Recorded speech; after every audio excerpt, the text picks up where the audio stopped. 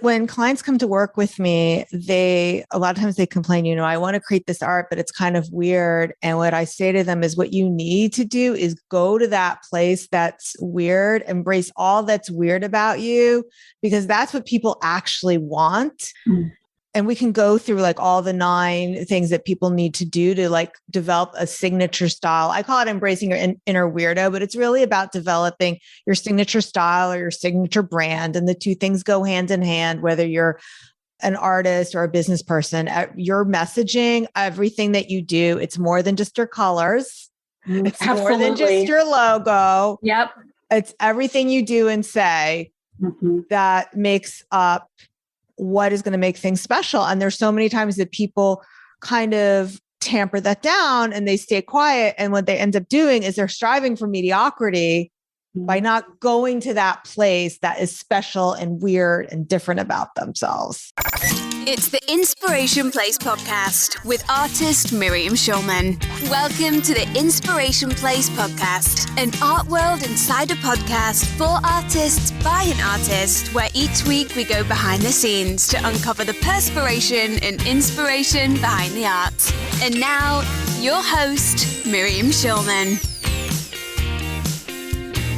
Well, hello, my passion maker. This is episode number 233 of the Inspiration Place podcast. I'm your host, Miriam Schulman, and I am so happy that you're here.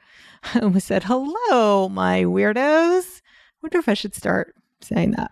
So that's what we're talking about today. Actually, we're talking about embracing your inner weirdo, which was the topic of my talk or my interview for a summit that I participated in recently, hosted by Theresa Pridemore, her Creatrix Conscious Leadership Summit.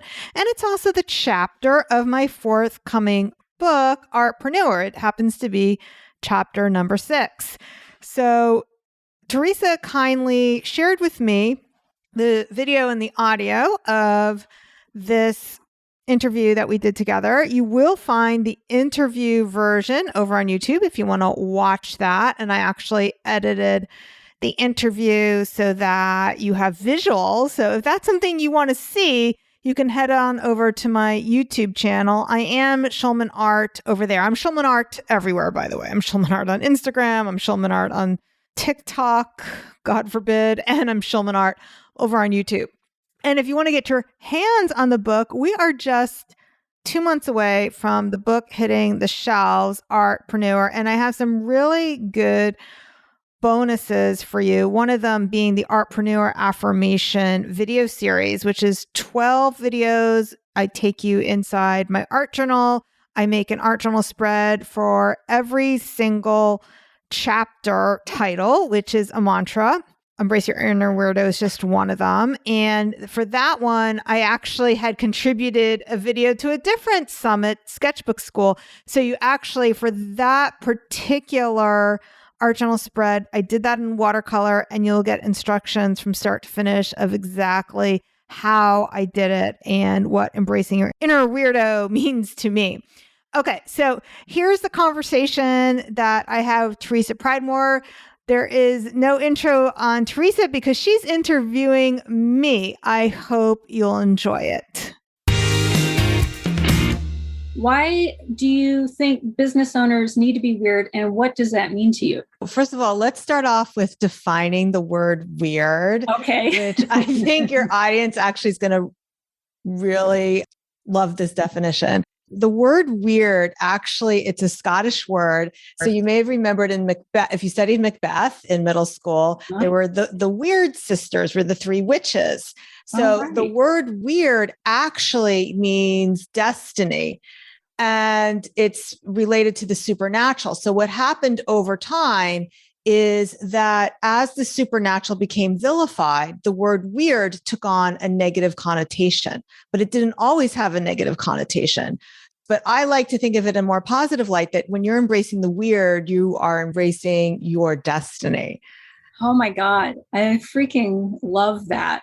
And when I think about weird, there's the other spelling of weird, W-Y-R-D, which is, I guess, more associated with the supernatural. But I I never thought of putting those two together. I never put them together, but I think people who are weird do have a sense of a personal destiny too. I sense that from most of the people I know who identify themselves as being weird people. When clients come to work with me, a lot of times they complain, I want to create this art, but it's kind of weird. And what I say to them is what you need to do is go to that place that's weird, embrace all that's weird about you, because that's what people actually want. Mm.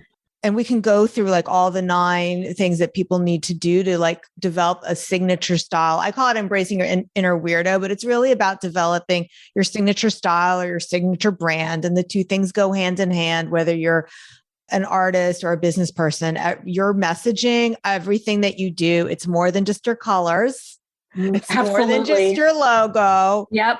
It's everything you do and say that makes up what is going to make things special. And there's so many times that people kind of tamper that down and they stay quiet. And what they end up doing is they're striving for mediocrity by not going to that place that is special and weird and different about themselves. People worry about being weird, but standing out is such a key to getting noticed and letting yourself stand out. I mean, some of the people we admire the most could be considered very odd people.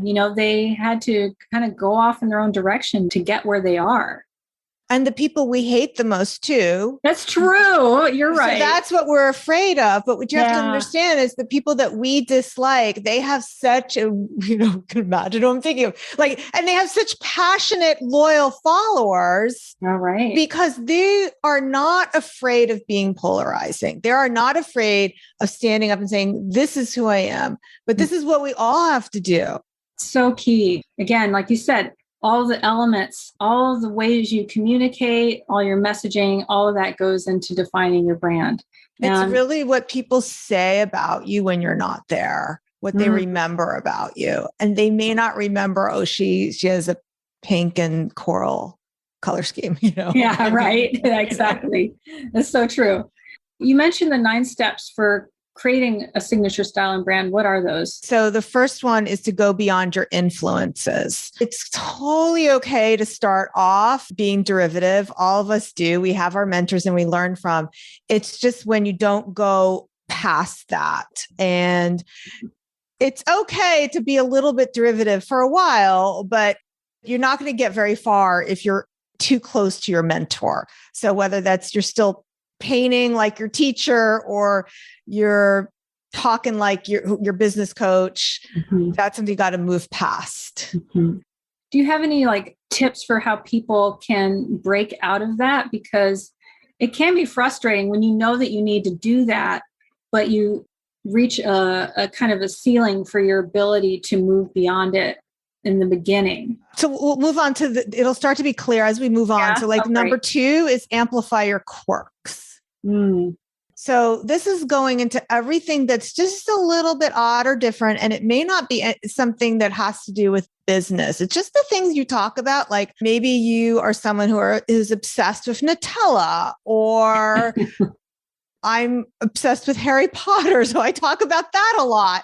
So there's certain things that make you, these little quirky things that are part of your personality, like these fun facts. So when you start leaning into those little quirky differences, those are going to start to distinguish you.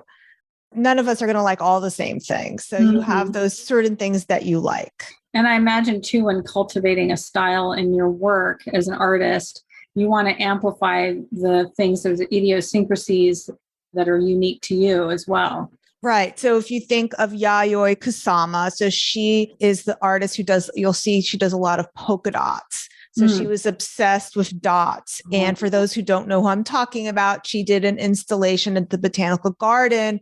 And now she's in her 90s, but she's actually wrapped trees in red fabric with polka dots on it. Or you'll see she'll do a collaboration with Louis Vuitton where they covered a bag and all in polka dots. So it's something that she just got obsessed with and just did everything with it. I mean, Dale Chihuly might not be a perfect example because he's obsessed with glass, and that's just one area of work. It's not necessarily a style. He makes glass orbs and dumps them in the river sometimes, like pushes that. And he's an odd character too, and that goes into it. He kind of gives himself free rein to be strange, which I associate with him and his work. So there's a sense of obsession. Letting yourself be a little obsessed with something is kind of a part of developing those quirks. But then there's number 3. So what happens is a lot of us have these quirks and we're worried about what other people might think. It's people pleasing. So that's why number 3 is to stop people pleasing. So a lot of us, this is what I said in the beginning, we temper down what really makes us special and different because we're afraid of the people who may not like Nutella or may not like Harry Potter. And what we need to do is just the opposite, because it's okay that people don't like Harry Potter and maybe they don't like me. But if we don't talk about that, then I'm missing out on everybody else who's obsessed with Harry Potter. So that's why number 3 is to stop people pleasing. So those things that are quirky about you and you worry about what other people are going to think. Yeah, that's the hard one. Oh yeah. Because you have many, many masters when you try to do that. And you end up being really bland when you do that. You don't end up having much of a perspective at all. And so it's hard for people to really gravitate toward you. You have to give yourself permission to turn some people off. Yeah, because otherwise you're vanilla, and vanilla, it's not as marketable as, Chunky Monkey. So yeah, people pleasing. And that is something that can show up in our lives. It trickles into everything. It doesn't just trickle into your messaging or your brand. It trickles into how you deal with clients and, how you deal with collaborators and, any artists. I'm sure, there are a lot of different kinds of people that they might deal with your work. I mean, if you're an artist, you might people please with your partner and not spend enough time in your art because you're too busy trying to meet their needs all the time. Or, there's so many ways that can show up and be a hindrance. Or our mothers. Oh, yeah. Number 4 is very difficult. So as we're kind of getting, this one's very difficult. This is about sharing your values. And by that, I'm talking, all your values, but the ones that are the most difficult for people are their political and religious values. And the truth is, people really do want to know what we think. And when we don't share those values, they're going to make assumptions. And when they make assumptions, you want to make sure that they like you or dislike you for the right reasons. But where I see this really hurt people, and this conversation actually just came up last night. I was in an artist group where the artist was telling me, well, her art is inspired by Kabbalah. So she's Jewish. And she's like, she doesn't want to talk about it because she's afraid of all the anti-Semitism. I was like, yeah, but the very people who would most want that art, the Jewish people, aren't going to get your message because you're not talking about it. And then I've had clients who do, Islamic art, who it's the same thing. They're afraid of talking about it, but they're missing out. So not being afraid to share your values and to take a stand publicly, because people are going to want to know, and they will make assumptions if you say nothing. That's a good key. Actually, I never really thought about that part. People will make assumptions if you say nothing. We're usually worried about the assumptions people will make if we do say something, or we don't actually calculate that someone will make an assumption about us if we don't actually say something. And everyone's coming from their own unique perspective. So they are going to make that judgment based on whatever life experiences they have. And it may be something you wouldn't expect. Yeah. Well, I can even share something from my own personal life. I'm in my 50s. And so the last 25 years, I've been very blessed. I've been in a marriage for 30 years. I lived in the same house and I have all kinds of abundance. But my life wasn't always that way. So I'm always having to share, well, my father died when I was 5. We're living off of Social Security. We moved every 2 years. So all these things that you wouldn't know about me unless I shared vulnerably, people don't know because they just assume maybe that I'm just this rich, spoiled housewife when they don't know, like, well, this might be sort of my story now, but that's not the beginning of my story. So my story looks very different. And I think for all of us, it's important to share some of our past. Well, and then this is something that I talk about, also not necessarily part of embracing your inner weirdo, but in terms of which stories to share, there are our scabs and our scars. So the scabs are something that maybe you're going through right now that's very painful. Mm-hmm. Those things I do think you should keep private, things that our personal pain that we're going through right now. Mm-hmm. But our scars are things that we've already overcome. And those are the stories that are ready to be told. Yeah, being vulnerable. That's the hard part, right? Is actually getting vulnerable and also valuing your story. Like actually, I think that we sometimes don't put as much value on our story because we're so close to it. And we don't necessarily think about how what we think or feel, the values we have are actually different or unique, or how important it might be to share them. Like just identifying that. Sometimes, I think the best things come up in conversations with colleagues and friends when you tell them something and they're wowed by it and you go, wow, I just never would have dawned on me that was a big deal. It's like, file that away. It might be something worth messaging on. It might be something worth integrating into your brand. Yeah, your stories matter. Okay, so we're ready for number 5. You were asking me in the beginning, how do you go beyond your influences? Mm-hmm. And this is a big one. It's embracing imperfection. Mm-hmm. So many times, and this comes up a lot in art where they'll say, well, I can't do it this way. This is the way it's coming out. It's like, yeah, because that's your style. Mm-hmm. That's your thing.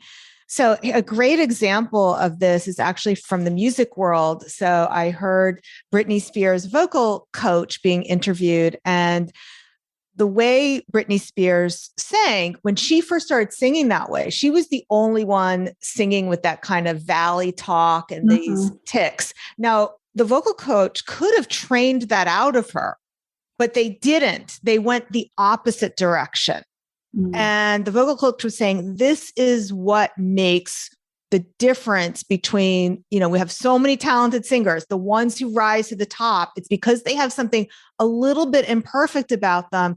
And instead of training it out of them, they amplify it. We are constantly comparing ourselves to our teachers, the influences we have, and we don't see the potential in those imperfections because we're in comparisonitis. It's good for us to, I think, to really take a look at the people that we do like and try to get into their head and think about what they must have gone through when developing that style and try to kind of dissect it for our own inspiration. Yeah, I had a great painting mentor who used to say to me that amateur artists are afraid of being too bold and advanced artists are afraid of not being bold enough. Yeah. Now, if you don't feel like vomiting a little bit, you might not be going far enough. I love that. That's a great way of putting it. Okay, so we're up to number 6. Mm-hmm. And this kind of is a sister to the one before it. It's honor what comes easy for you. So many times there's things that actually come easy to us that we are dismissive of. Yeah, we think it should be hard. If it's worth doing, it should be hard for us to do.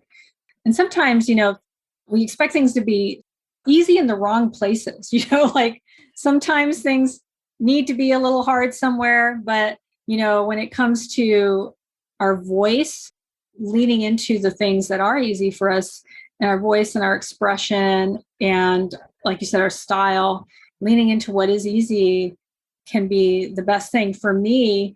I think about like messaging. Some people have an easier time sending like a message every couple of weeks onto their list, for instance.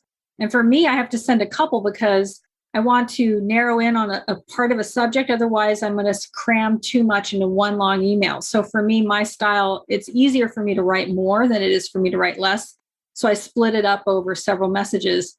It took me a while to figure out that's what's easy for me. And that's what I should do. There are going to be people who go, I don't want to read that many messages a week. People get overwhelmed with their inbox. They want to unsubscribe.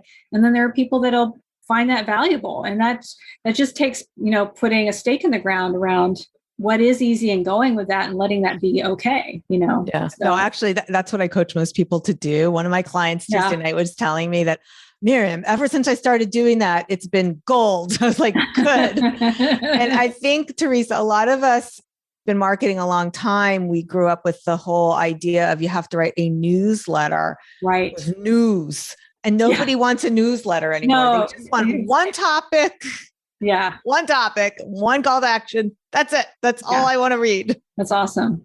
All right. So are we ready for number 7? Yeah, let's do it. Okay. This one is open yourself up for feedback. Hard. That could be easier said than done. What I get asked a lot is, how do I know if my style is marketable? Do you know what the answer is?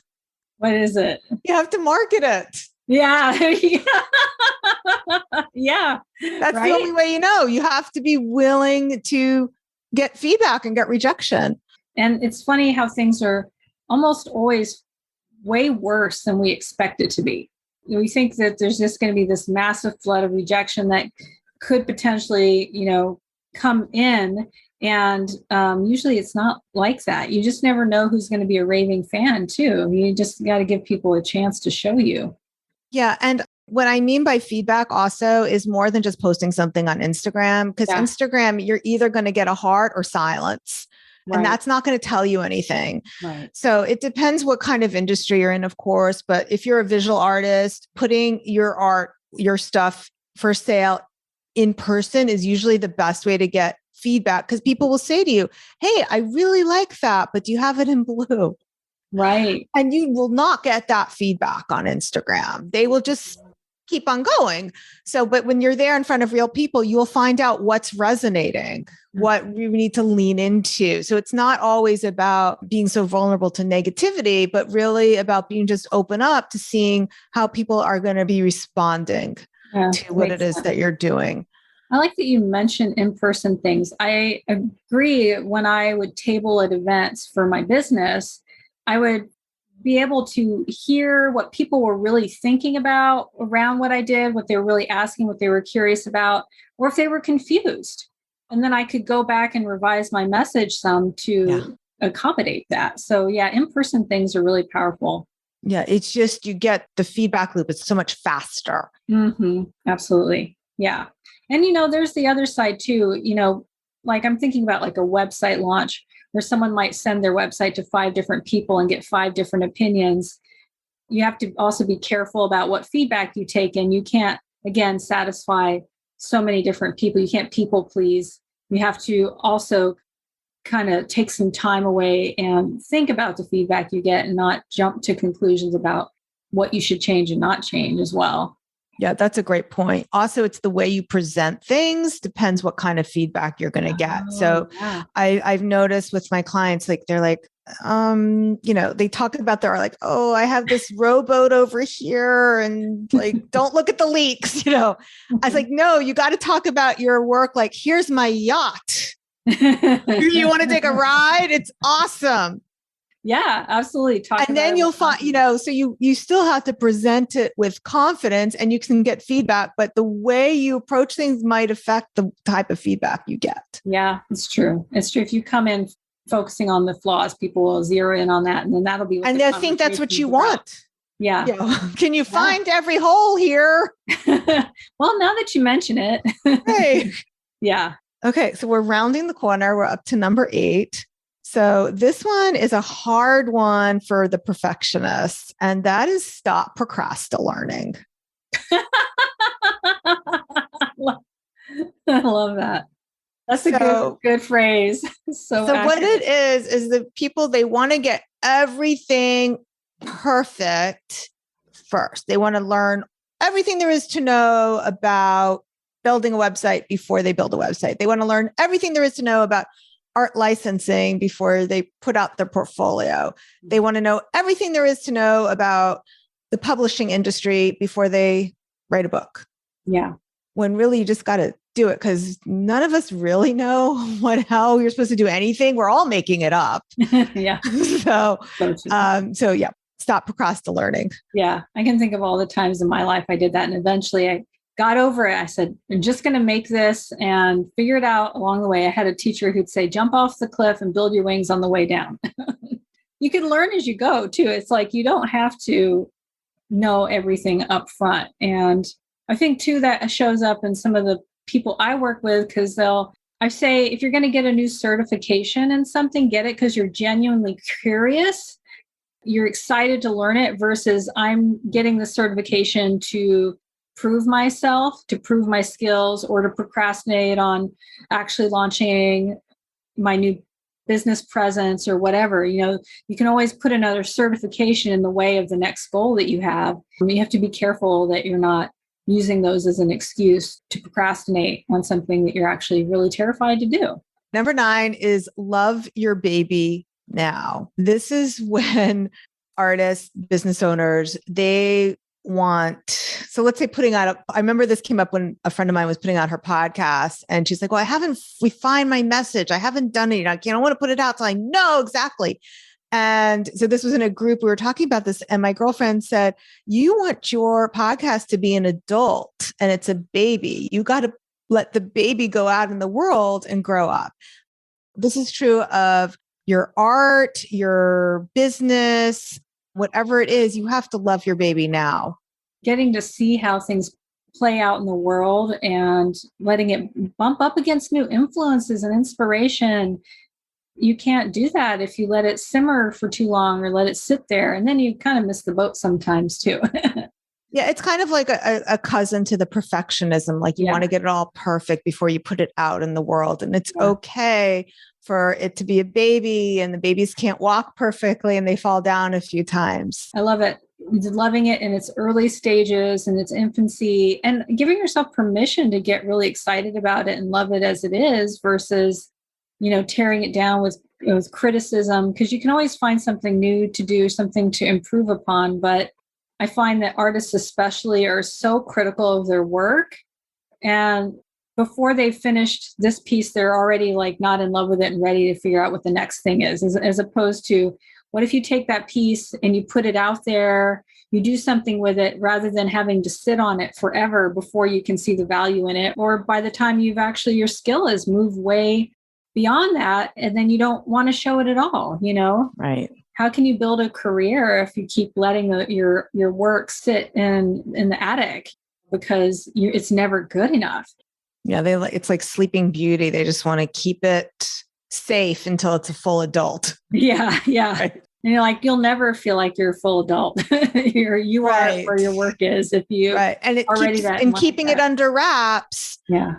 We said step 7 is open yourself up for feedback. If you're always keeping it under wraps, like Sleeping Beauty, it can't grow up. Those are awesome tips. I love it. The 9 steps, I think, so wise, and it just hit the nail on the head. Like they just cover everything. That's really fabulous. It's interesting. There's like a tie between creating a brand, cultivating your message, and all these things that you need to do to create your signature style and stepping out as a leader. So which steps are most important for becoming a conscious leader? Oh, I would say all of them, but I'm going to go down them and we're going to see if there's any of them that don't fit under leadership. Yeah. So number 1, go beyond your influences. Mm-hmm. Yeah. Yep. For sure. Absolutely. Number 2, amplify your quirks. Being vulnerable. Yep. Okay. Number 3, stop people pleasing. Absolutely have to if you're going to step out as a leader. Number 4, share your values. Oh, to be a conscious leader, you absolutely need to do that. Okay. Number 5, embrace imperfection. You do, because you're always going to find something wrong with what you're doing, and you will shy away from sharing your message and being a leader in a certain area if you constantly worry about making mistakes. Number 6, honor what comes easy for you. Yeah, lean into that. Yeah, absolutely. Number 7, open yourself up for feedback. That's a challenge right there. Yep. Number 8, stop procrastinating. Start leading. Yeah. And number 9, love your baby now. You have to love your message now as it stands and understand that your perspective will change in time, and that's okay. What you think and feel now is super valuable. Yeah. I can't think of any. Definitely every single one of them applies.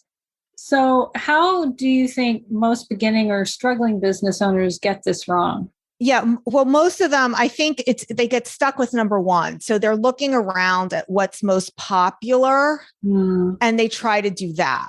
So that's like going beyond the influences. And that kind of goes against all the other steps, because when you're going with what's popular, and you're going outside Mm-hmm. instead of when you should be going inside Mm-hmm. to figure out, it could be a little more introspective to figure out how to lead. You're going outside of yourself to see what's working for other people, but that may not work for you. So you really have to value your own perspective enough to actually put yourself out there, to see it as worthy of sharing. If you feel like, again, you feel like you're going to vomit when you hit send on the thing that's not a newsletter, your email messaging, your marketing, right. Right. We're not allowed to call it newsletters anymore. I know. I do the same thing. Like, don't call it a newsletter. That's totally the wrong connotation. But if you feel like you're going to puke every time you hit send, center yourself in the idea that what you're sharing is valuable, and there are going to be people out there that are really ready to receive it. You're actually robbing them of this opportunity to be exposed to your message and your work. And I think sometimes business owners, conscious people, tend to feel like there's a lot of noise in the world and they don't want to contribute to the noise. I think also what's hard is people who are empaths, who have a lot of empathy and can imagine what people are going to think with their values, with their imperfections. So that can be hard to overcome. It sounds so lovely to say that, you're being empathetic to what other people might think, but it really is a form of people pleasing when it comes at your expense and the expense of your message and the expense of building a business for yourself that could serve other people. You kind of have to be okay with the fact that people are going to make judgments about you, for sure. I think people who are empathetic try to put themselves in other people's heads a lot of the time to their own detriment. Right. They do mind reading or fortune telling. Yeah, right. As a leader, I think really embracing your weird helps you stand out in a way that you just wouldn't. Yeah. And really at the core of all of this is being vulnerable. Yeah. Because you are going to get some negative feedback. Not everyone is going to love us. Mm-hmm. That's the way it is. And sometimes people are going to be wrong about us too. Mm-hmm. Mm-hmm. Yeah. Do you have any suggestions for people that do have a hard time being vulnerable, like some mindset shifts that they can kind of focus on, or mental exercises or routines that they can employ? Yeah, absolutely. So first of all 9 steps of Embrace Your Inner Weirdo is in my book that's coming out. But the other thing, it's the chapters Embrace Your Inner Weirdo, which I like to use as a mantra. But what I was going to say, what also that is so important about when you're being a leader, when you're being a business person, is to manage your mind. And the first thing to recognize is that not everything you think is a fact. And so many times we think thoughts all day long and we interpret them as facts. So to be questioning, is this really true? Like you said, am I mind reading? Am I fortune telling? Am I indulging in like a thought distortion that's all or nothing thinking? So to recognize some of those, like this is like a whole nother thing, but we can go there. Yeah. Right? A whole nother thing. But it's like recognizing when you're doing that. So any kind of thoughts like, oh, no one will pay high prices for my art, or nobody buys art in my town. And I hear things like this all the time, like, oh, Australia only has 35 million people. There's not enough people. It's like, you do know that's a lot of people, don't you? Like that's not enough people to sell art to, and sometimes people will say things that even contradict themselves. I had a woman who was trying to sell art who lived in Florida, and she says, I moved from New York. And everyone in Florida, this woman with this very strong New York accent, which I can do very well. Everyone in Florida is from New York. And New Yorkers understand art, but Florida, they don't. So you just said everybody moves from New York to Florida. So what are you talking about? Like, we get so crazy in our heads and we think these thoughts and we see them as facts. Right. And you have to question them all the time. I think of Byron Katie's do the work on something and you go, is this true? Can I absolutely know that it is true? And you don't want to operate from the idea that you know something when you really don't. A lot of the time we rationalize our fear in different ways. And You just kind of have to decide you're just going to go for it and put it out there and see what happens and let life show you that things can be way more exciting than you may have assumed before. Yeah. And I mean, there always are the dangers of leaving the cave. Mm-hmm. But what a lot of us forget is there's snakes in the cave. So, there's the danger of staying the same. Of course, there's risks of doing all these scary things that we've been talking about today, but there's also risks of not doing it. And there's so much joy to be had when you embrace your inner weirdo. You get to feel so free. I mean, and it's fun. Yeah. Yeah. And then you get the people who love Harry Potter making comments, and you're having fun celebrating these quirks and idiosyncrasies. And then other people feel celebrated and seen too. That's the other benefit of embracing your weirdo, is that other people get to be weird too, and they feel safe around you. Right. And it's not just that I'm only going to attract people who like Harry Potter, but somebody who maybe is an anime fan can be like, oh, Miriam is an artist who is able to talk about what she likes, and maybe I can talk about what I like. Yeah. So we all get to be our own special kind of weirdos. This has been great. I just love your 9 steps. Just super drills right down to the point, and it covers everything. Super awesome. Thank you so much for being with us and sharing your time and wisdom. So appreciate it. All right, my friend. Well, thanks for listening. I hope you enjoyed that conversation as much as I enjoyed doing it. It's super fun when people ask me questions, because it actually really challenges me to think about, what do I mean when I say that? So, and also to get a response. So that was super fun for me, and I hope it was for you. And of course, if you want to have all those steps and in details with lots of examples, Embrace Your Inner Weirdo is such a great chapter. We do lots of examples, really break it down for you so that you understand what it is I'm talking about, and have the courage to go beyond your influences, amplify your quirk, stop people pleasing, share your values, embrace imperfection, honor what comes easy for you, open yourself up to feedback, stop request learning, and love your baby now. I hope you'll join me in picking up a copy of the book. You can find that at artpreneurbook.com, and that's where you can also get your book bonuses. All right, my friend. So that's it for now. I'll see you the same time, same place next week. Until then, stay inspired. Thank you for listening to the Inspiration Place podcast. Connect with us on Facebook at facebook.com/SchulmanArt, on Instagram @SchulmanArt, and of course on schulmanart.com.